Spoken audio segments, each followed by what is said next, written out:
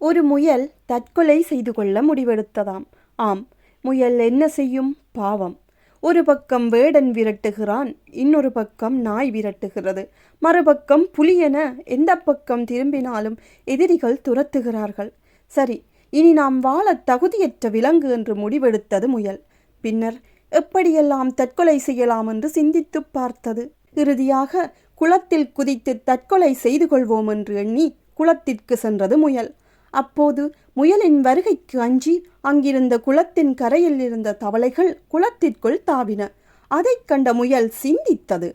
அட, நம்மையும் பார்த்து பயப்பட இந்த உலகில் உயிரினங்கள் உள்ளனவா என்று ஆச்சரியப்பட்டு தன் தற்கொலை முடிவை மாற்றிக்கொண்டு தைரியத்தை வரவழைத்து கொண்டு தன்னம்பிக்கையோடு வாழ ஆரம்பித்ததாம். தற்கொலை செய்து கொள்வதற்கு கூட வலிமையான மனம் வேண்டும். அவ்வளவு வலிமையான மனம் இருந்தால் நாம் ஏன் மாய்த்து கொள்வது பற்றி என்ன வேண்டும்? வாழ்ந்துதான் பார்ப்போமே.